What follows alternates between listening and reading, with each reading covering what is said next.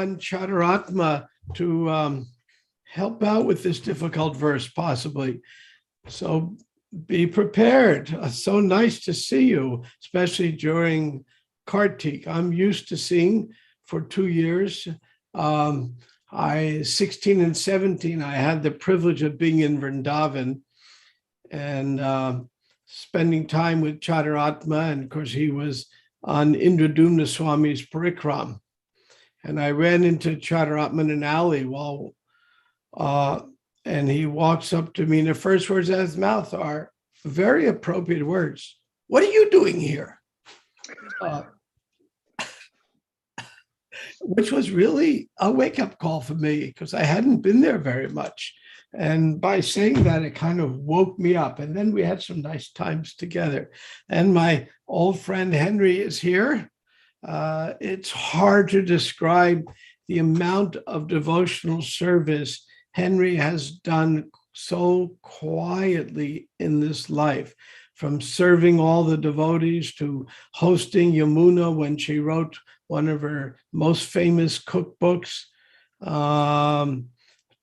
to hosting Bhakti True Swami and Tamal Krishna and everyone else, and taking care of Braja Bihari. And behind this, there's some of us do devotional service out in the public in which we get appreciated and praised and blah, blah, blah, and get our false ego stroked.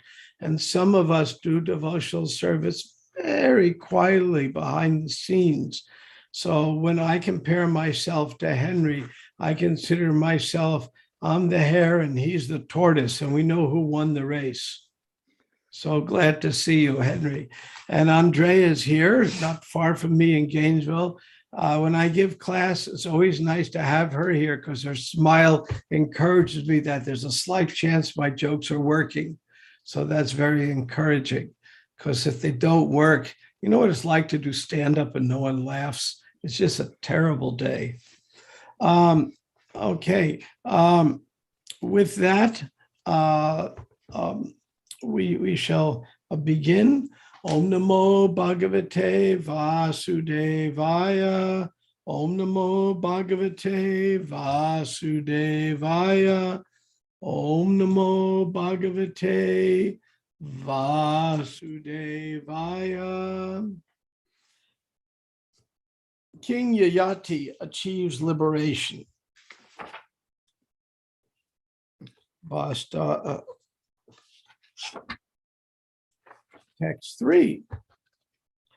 Bastaiko vane kashatid vichanvan priyam atmana dadarshkupe pitanam sav karma vasagam ajam. While wandering in the forest, eating to satisfy his senses, Ahiko by chance approached a well in which he saw a she-goat standing helplessly, having fallen into it by the influence of the result of fruitive activities. Now, to put this in context, sometimes in the Bhagavatam, stories are told in allegory. Like, for example, in the 4th canto, the story of Puranjana, he was a king who got very attached. So when Narada Muni preaches to him, he begins with this amazing verse. He says, Raja, O king, once there was a king. The meaning, I'm talking about you, but it's too difficult for you to understand it. So I'm going to talk about someone else. But understand, Raja, king, O king, it's really you. Same thing going on here. It's a very useful literary technique. And we do it in our own outreach, where we're with someone, and we don't walk up to people and say to them, you know, you are a mudha, you are a fool. I mean, every once in a while, it becomes necessary, but that's very, very rare. Rather, we talk about other people who are fools. And there's a saying, if the shoe fits, wear it. So that's what's going on here. Now I'm going to give a little more context and then go into some of the purport. This ninth canto, for me, is one of the toughest cantos to read. Now, many devotees will tell me, no, the toughest canto is the fifth canto. And I'm glad I'm the director of the Bhaktivedanta Institute. We spend a lot of time on fifth canto issues. I'm very glad during questions, when we finish questions about this verse, to talk about that. But, and even Bhaktivinoda Thakur had said that the fifth canto is a little, some of it is allegorical. Some of the descriptions of hell are overstated in order for the common people to be kind of shaken up about sinful life. But so the fifth canto is also, has some parts of it maybe allegorical, some parts real. Some of the Bhagavatam stories are allegorical, some are real stories. This is an allegorical story. Now, why is a ninth canto like this? The ninth canto really digs deep. I have had women tell me, oh God, I hate the ninth canto. Because the ninth canto, it kind of attacks the nature of women in ways that are very difficult for somebody reading it to tolerate. But what is often missed is the ninth canto is equally attacking the nature of men. And in this case, it's equally attacking both natures. Because King Yati, look at this. He was cursed and to lose his sexual prowess, and he become an old man, and he traded his youth to his son just so he could go and enjoy some more. It doesn't look good for him either. So the ninth canto is an equal opportunity criticizer. So for those women who read it and are somewhat disturbed by it, don't feel bad. The men are equally attacked. The ninth canto is going into our darker natures, our side of us that, we all have an angel and devil on our shoulders, and it's going after that devil part. Why? Why is the ninth canto doing that? Well, the ninth canto isn't doing it to join that famous Jewish and Catholic travel agency. That travel agency is called Guilt Trip. And anybody brought up Jewish or Catholic has been traveling with that travel agency of Guilt Trip. So the ninth canto is not doing this to lay a guilt trip on us. It's doing it for a much more sublime, important, and wonderful reason. And those who can count to 10 will immediately know the reason. It's because the next canto is a 10th canto. And in order to understand the 10th canto, we need to be somewhat purified. Now, Prabhupada, the idea is you never read the 10th canto to do all 9. Some raise a question, well, the Krishna book was one of the first books Prabhupada put out. How is that? Because when Prabhupada wrote the Krishna book with his special brilliance, really special brilliance, he incorporated the lessons of all 9 cantos into it. Otherwise, somebody who jumps to the 10th canto will find Krishna's romantic pastimes to be very mundane and ordinary. So you need all 9th cantos first.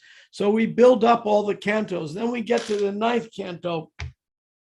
We go for a little bit of, as we used to say in the movement, a smashing. And it's smashing our false ego, both men and women. This is an equal opportunity smasher. Because unless we're really purified and kind of, I don't mean purified by we're perfect. I don't mean purified that we gave up all our material desires. I don't mean that at all. What I mean is purified in that we want to advance. Prabhupada said 150 times, I counted at least 150, that Krishna consciousness is a gradual process. So what counts is not how fast we're going, but what direction we're going. So it's a test to us. Are we really purified of our sense gratification?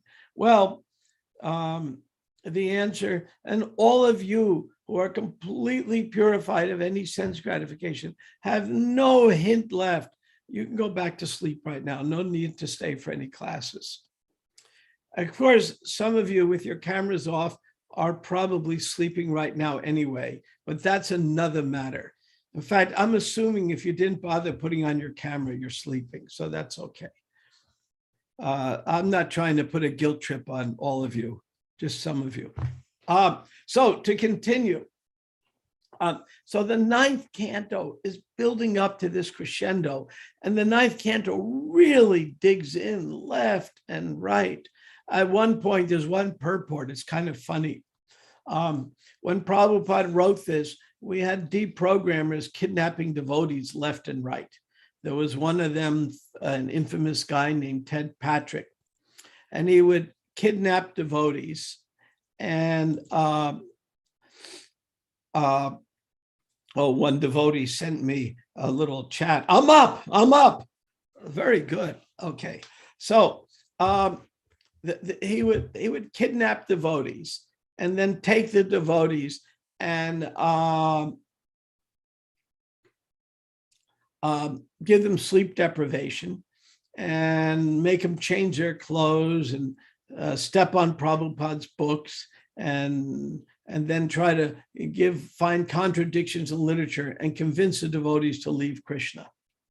And parents would pay in those times $5,000, which nowadays is like $50,000. So a huge amount of money. And so that was going on in those days. In fact, in New York Temple, there was quite a bit going on. And so devotees, we didn't have cell phones then, of course. So what to do? So all the devotees were given a secret phone number to call because they couldn't be the temple. And if they got stuck, they were to call this number. And the number was my number because I was living outside and I had an apartment in Jersey. I was going to graduate school. So they would call my number if they were kidnapped. And then if somebody got kidnapped, Romapad, who was brahmachari then, would come stay at my house and camp out for a few days, which was quite nice for me, until the phone rang. Inevitably it would ring, and then we'd plan the rescue. So this was going on. One devotee here, I was in Houston. It was 1978, and one devotee, he's Gargamuni now, but Dr. Greg then, very sincere. He was, his stepfather pulled up in front of the temple. And as his stepfather pulls up, he says, "Hey, Greg, I got to talk to you a minute." So Greg walks over to greet him. They had a somewhat decent relationship. And immediately, two men jump out of the car, grab him, and shove him in the back seat and race off. And one new brahmachari, not even initiated, was driving in a Sankirtan van, not even from the temple, visiting, but very sharp. And he saw what happened. And immediately he raced after him and yelled, "A kidnapping, a kidnapping," and raced after the van. And then another car raced after. And then I got word, and then I raced after. So they were racing through the ghetto at about 100 miles an hour. And then the devotee pulled in front of the kidnapper's car and slammed his brakes and turned sideways, blocking them.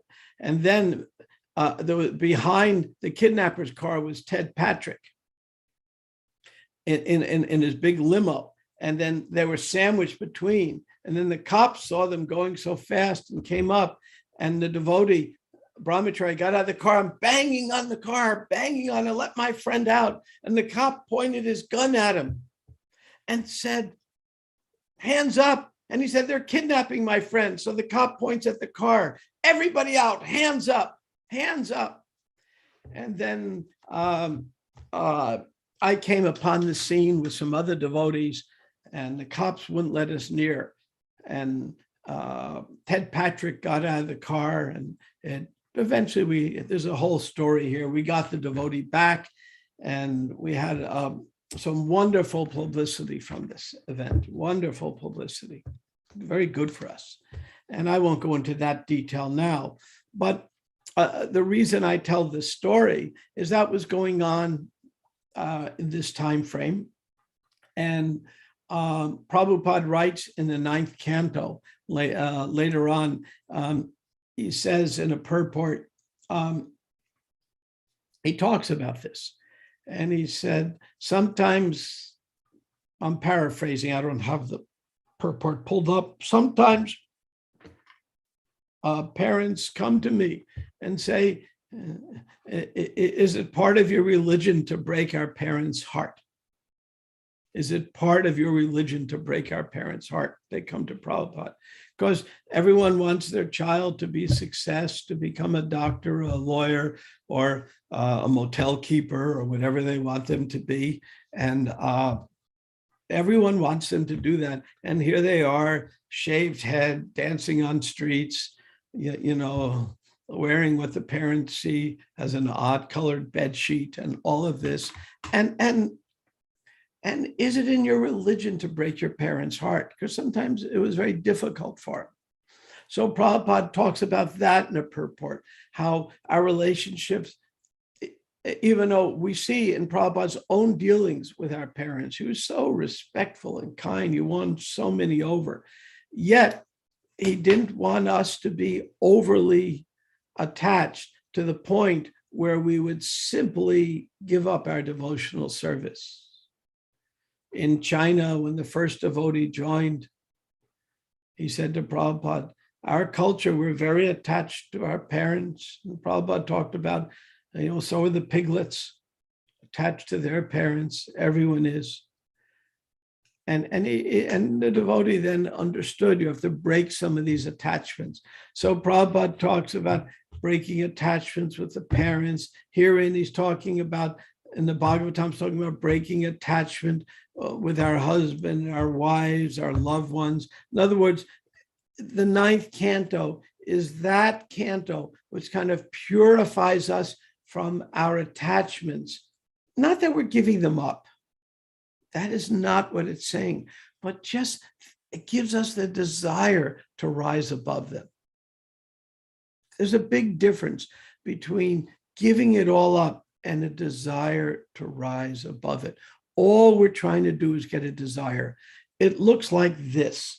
We have two hands are moving apart.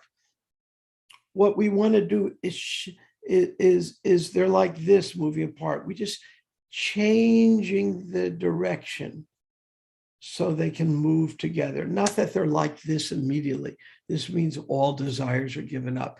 It's not saying that, but it's getting us really ready for the 10th canto. So when we listen to the pastimes, especially Damodar pastimes this month, and the wonderful, so many pastimes of Radha and Krishna happen in this month of Kartik.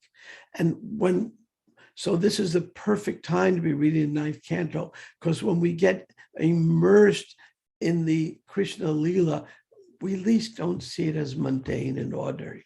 We understand it's spiritual, but we can't do it unless we are, not that our consciousness is purified, but that our consciousness is, and this is the key word,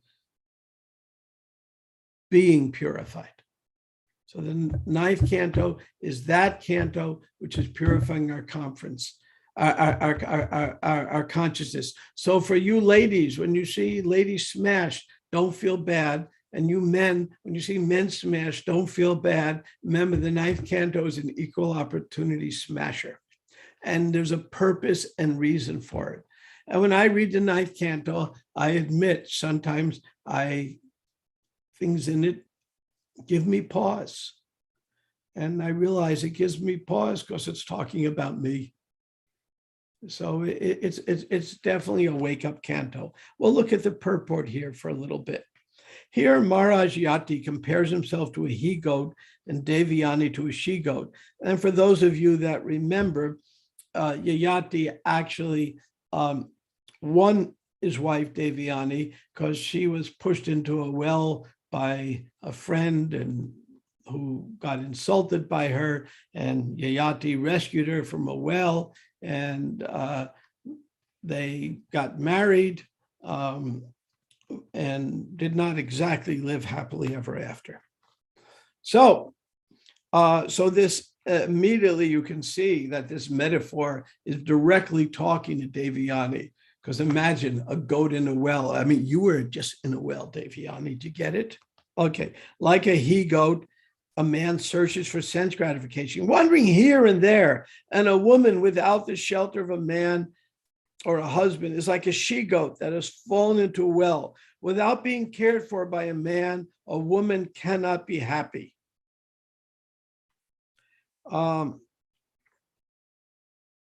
Indeed, she is just like a she-goat that has fallen into a well and is struggling for existence.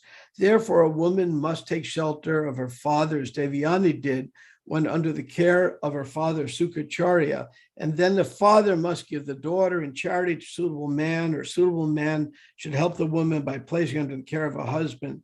So anyway, this is talking about some of these principles of protection. When King Yayati delivered Devyani from the well, she felt great relief and requested Yati to accept her as his wife. But then Maharaj Yati accepted Devyani. He became too attached and had sex life, not only with her, but with others like Sarmista. Now, Sarmista wasn't exactly the best friend of Devyani by that point. Sarmista is the one that pushed Devyani in the well. And her penance for that was to become Devyani's maidservant. It was a penance that was her father forced on her. And then she got envious. Devyani's pregnant. I want to be pregnant. Approach Yayati. Hey, good-looking Yayati. Would you like to, you know what? And Yayati, being a red-blooded Kshatriya, said, why not? And Devyani was not happy with that. And yet, Maharaj Yati was still not satisfied. And therefore, one should retire by force from family life. And it goes on here, Prabhupada talks, eventually we have to give up family life. Now, what does that practically mean? Well, all of us have to give up family life because every one of us, guess what? Going to leave this body. So it's saying as we advance in age, we become somewhat detached. Now, it doesn't mean we all become swamis. Bhaktivinoda Thakur didn't take sannyas, but it means that we gradually add more and more Krishna.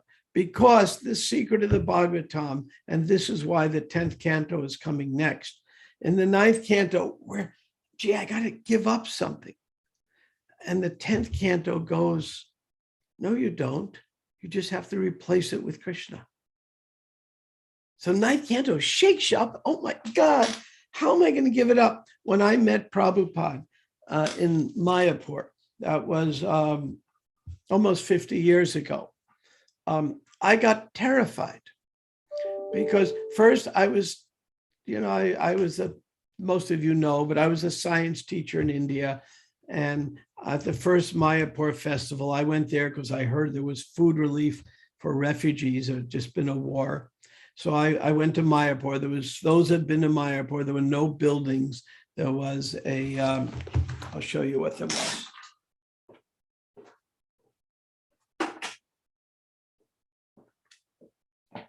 This was it.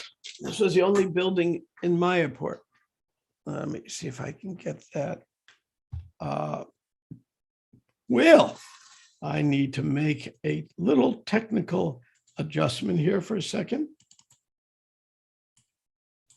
This was the only building in Mayapur. which is the Bhajan Kutir of Prabhupada. It was smaller then. Maybe every flood season, it has to get rebuilt. And that was the only thing. There was a men's tent and a women's tent and all of that. And I was terrified. And what was I terrified about? Well, first, I was speaking with Prabhupada, and we were having very interesting hypothetical conversations. What's the nature of science? What's the nature of the soul? It was good, heady topics. And then Gaur Purnima came, and Gaur Purnima was a full moon night. Full moon. And under the full moon, the most heartfelt devotee I've ever met came and approached me. And this was a good friend of Henry's, in fact. And that was the most wonderful, transcendental Yamuna. So she approached me. And Yamuna, with tears in her eyes, there was no lights there, just the full moon, said, "You are so lucky. You are so fortunate. Prabhupada is giving you all of his time." That was unusual at that time. I think I was the last devotee up until Bhakti True Swami who Prabhupada personally spent a lot of time with, because by 1972, Prabhupada had a bubble around him. The movement had thousands and thousands of disciples and 100 temples, and just like any big political leader or any of the Pope, he'll always have a bubble around him, not that anyone can walk up to him like in the early days. It's just natural, it's just practical. So, but since I was the only guest at the first Mayapur festival, and everyone was not everyone, but many were quite zealous, all in their young 20s, Prabhupada kept me with him all day to protect me. So just, boy, I needed it. And so Yamuna told me how fortunate I was. And after that, I actually started crying. I went just on my own, went for a walk behind the pandal. And the next day when Prabhupada called me in to see him, I remember what I was thinking, I'm going to have to give up. I'm engaged to be married. I have all my desires. I'm going to have to give it all up now. Just scared the bejesus out of me. Oh my God, I have to give it all up. I wasn't ready to do that.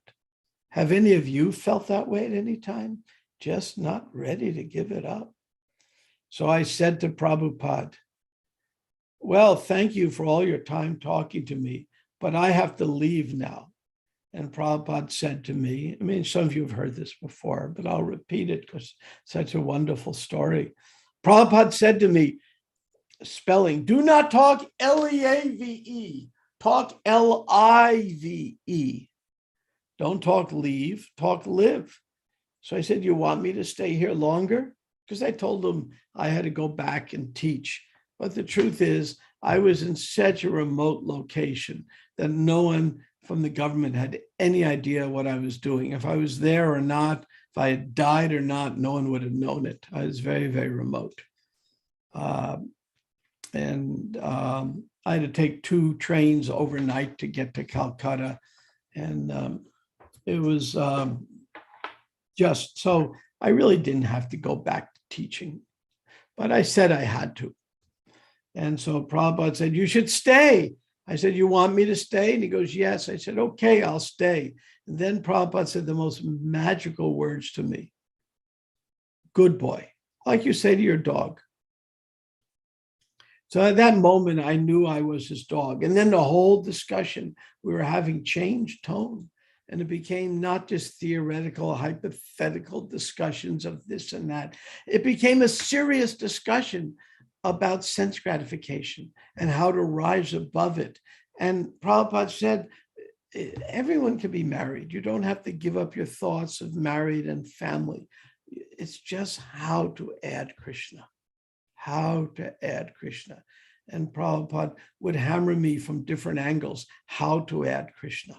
And that's what the 9th canto is getting us ready for, how to add Krishna to our lives. So with that, I will stop here and I will ask for reflections, comments, criticisms, better jokes than I've offered, whatever you'd like to say. And maybe my dear friend and senior godbrother Chaturappa would like to add his thoughts. If you'd like to, it's optional. Okay. Anybody have anything? Or Venkata, would you like to add something? Venkata is the wonderful chaplain at Princeton University. He is the Hindu chaplain there, does amazing work, and now chaplaincy is becoming an expanded profession. So many devotee chaplains are coming in, chaplains for hospice, chaplains for university, because that means Brahmins. People approach us thinking, oh, I need some advice. I'm in existential crisis at school. Just like Arjuna had an existential crisis. Should I fight or not? Every student before exam time has existential crisis. And it's great to have a Brahmin around to give them advice. At the time of death, we need Brahmins. So Prabhupada wanted a generation of Brahmins. So some of the work Venkata does is not only acting as a Brahmin, but creating a generation of Brahmins by encouraging others to be chaplains. Venkata, anything you would like to add to this discussion today? Hari Hari, thank you, Prabhu. Let me just clarify, I am very non-Brahminical, and I think the key thing there in what you said is acting. So if somehow or other I'm acting in a role, but by nature and qualification, I'm pretty far from being Brahminical. But thank you so much. I'm sorry I missed the earlier part of your class.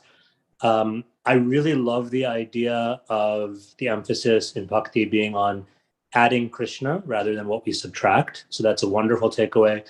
I am wondering if you could speak briefly to, and again, I apologize if you've already done this, but when we read in the purports some of these, what sound like very prescriptive statements about women's roles, for instance, how much of that do you think we ought to read sort of literally and specifically, and how much of that is speaking to a broader principle that may look very different in 2021 than it did even when Prabhupada was writing his purports? Well, that is a very good loaded question. The answer is yes. Okay, next question. Okay, well, let me do something different with that. Okay.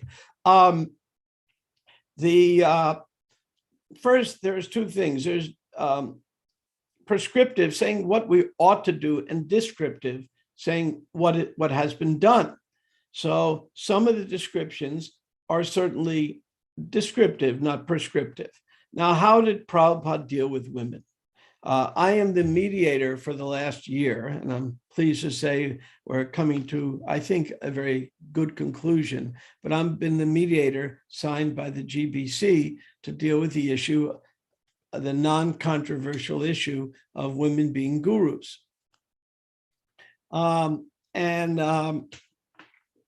So we deal with this. So I've been dealing every week directly with this issue. So some of the things are descriptive and some are prescriptive. And the idea here that one must eventually give up family life, meaning attachment, you may still be with your wife or husband. That's prescriptive, what we must do. Some of the descriptions of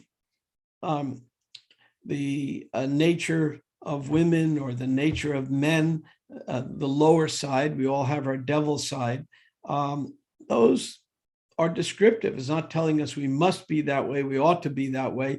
It's what we commonly see. We see things that way. So in looking at it, at how Prabhupada actually dealt, we see a woman, there's a purport, a woman should be home cooking, take care of her husband.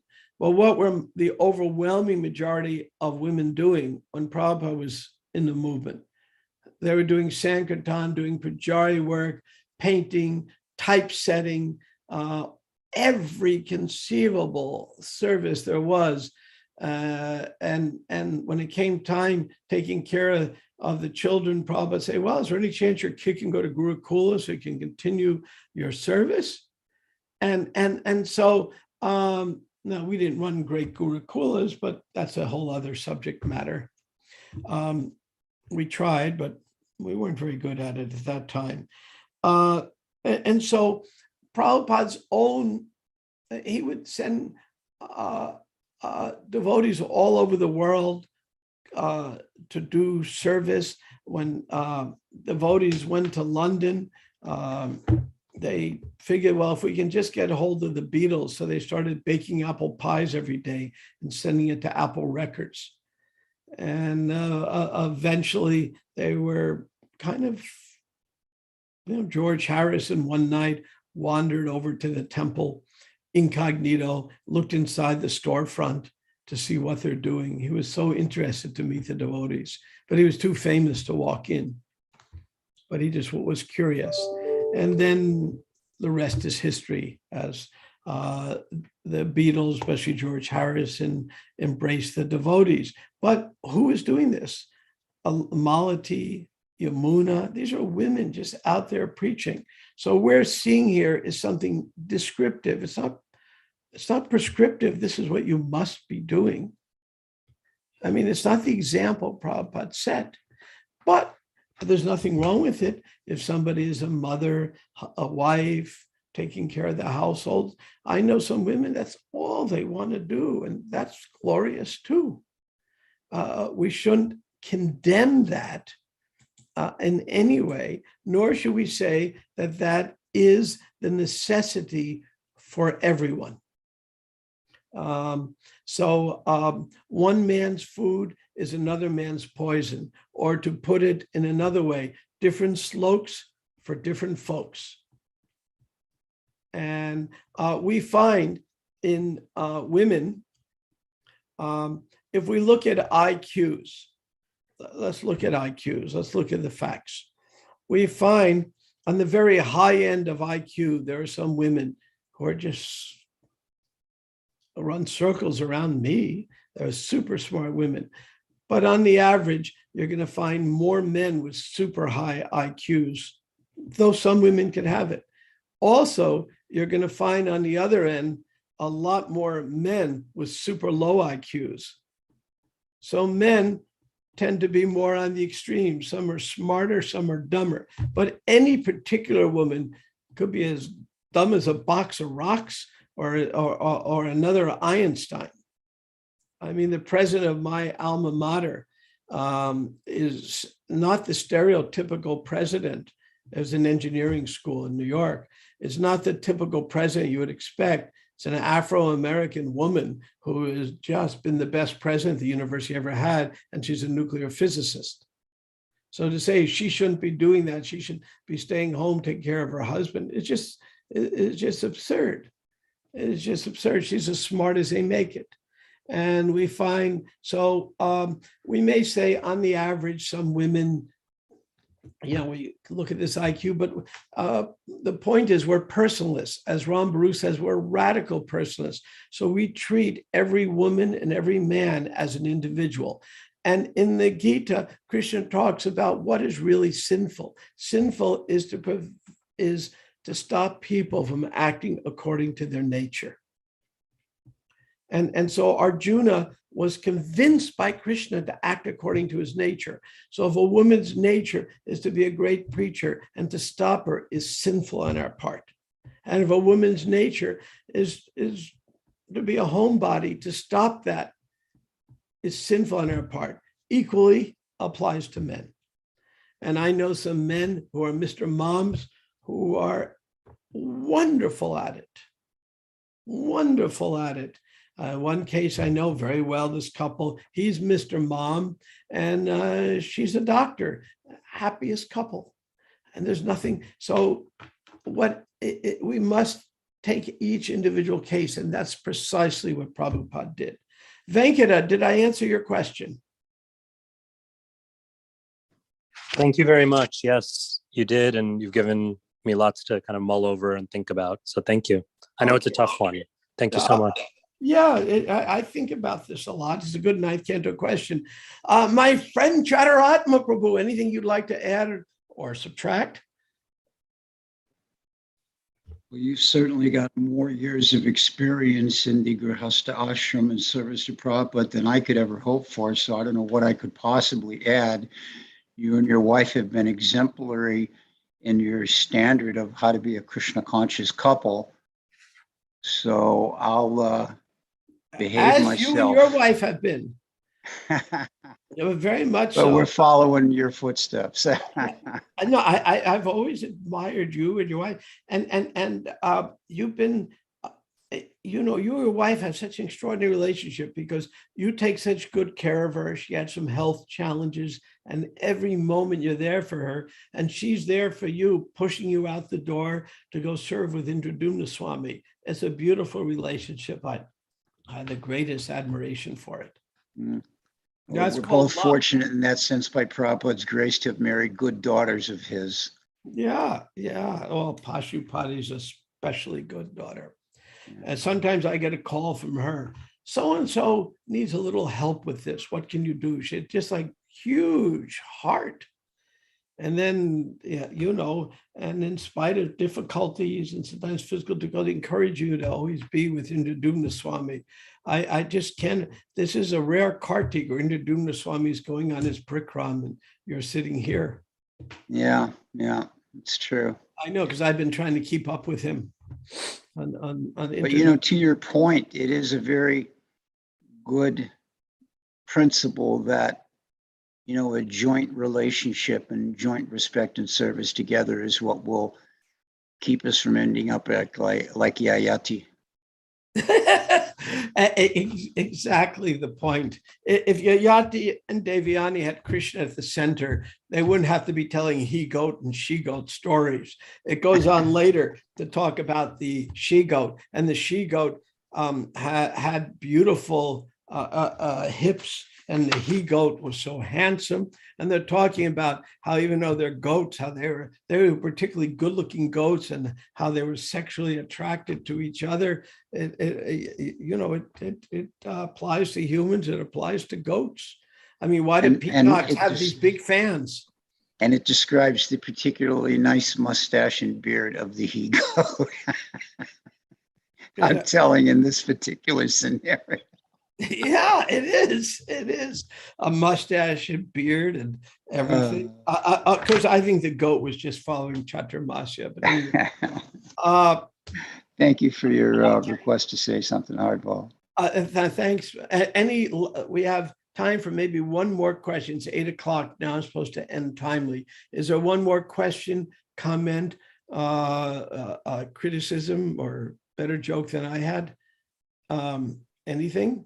Going once, twice? Yes. It's Andrea. Hi, Andrea. I just wanted to second what Venkata Prabhu just wrote in the chat about how inspiring it is to kind of hear from you as a devotee who has been a couple that's keeping Krishna in the center, and as well as the other Prabhu who was speaking, just because the majority of us in the movement are not going to be monastics, as Venkata Prabhu mentioned, and we are in relationships. And just that reminder that, as you said, it's not about giving up our relationships to others, but it's putting Krishna in the center and kind of just Krishna-izing them in a way is just so important to hear, and especially from people that have decades of experience, because a lot of times when we're talking to people about Krishna consciousness in the beginning, we can be very fanatical, and others can be very fanatical with us. And if we don't have these examples, a lot of times when I would go to 26 Second Avenue and go to classes there, the only people that would come speak were swamis or sannyasis. And I, as a beginner, got this mindset or this view that was the only thing that Krishna consciousness was about sannyasis, and had no clue that there were grihastas. Oh boy. Oh, Like, boy. I mean, there was Subi and Atma, but it was that I thought that was it. Like, I didn't know that there was anybody else. So it's so important to hear from people like you. So thank you so much. That's a very, very good point. Oh, I see my friend Kevin driving there. Hi, Paul, Kevin, nice to see you. He's on the way to fix a windshield. And Kevin, we just Adwaita Prabhu from Rutgers, who's been a professor of religion and for 4 decades an avid book collector, just donated his entire library to the Bhaktivedanta Institute library. We have 3,000 books. Now we're doubling to 6,000 books in Gainesville. And Kevin has volunteered to rent a U-Haul and drive it down this weekend. So I thank you again and again, Kevin. All of you, when you visit Gainesville, you can see we have this beautiful mansion that was donated to us that used to be the president's mansion. And we have a huge library in there. And science books, obviously, Vaishnav books, original Bhaktivinoda Thakur books, and we share the library with the Institute for Vaishnav Studies. So with that, we'll end here. Thank you all very much. It's a privilege and an honor to speak at the Bhakti Center. Things are going nicely there. We had our board meeting a few weeks ago, and I'm just, we have a good new management in place, and it's a material world, so there's always bumps on the royal road, but it's going great. Things are moving and expanding the concept of the Bhakti Center and ways to reach out more, and it's financially stable and all kinds of good things happening there. And I think it's starting to open up now to more public events, as I understand it. I hope to be there in December, Krishna willing, and we'll see some of you face to face. Okay, Hare Krishna. Have a good Krishna day, and remember, this is the month of Kartik, so everything you do devotionally, everything you do counts more. You chant, you'll find you get a little higher taste because it's just an auspicious time. And so if you're going to do something devotional, do it this month. It's a really good time to do it. Okay, Hare Krishna. Thank you, Brahma Tirtha Prabhu. Wonderful presentation, very lively, interactive, practical. Thank you very much, and funny. Your jokes worked. Oh, good. I got that in class success. One time I gave a class in Gainesville, and one young devotee, been there a few months, came to me and he said to me, I really liked your class, Prabhu. And I said, oh, what did you like about it? And he gave me the biggest compliment I've ever received. In fact, I know of no devotee who has ever received this compliment. Such a rare compliment. And he said to me, I've told the story before, and he said to me, I didn't fall asleep once. So that compliment, because we always have that lullaby, you know, Om Namo Bhagavate Vasudevaya. So if everyone stays awake, it's a good class. Thank you very much. Yeah, Hare thank you, Krishna. Prabhu. Thank you very much. Okay, Hare Krishna. This is it. Come again tomorrow, everybody. Have a wonderful day. Hare Bol.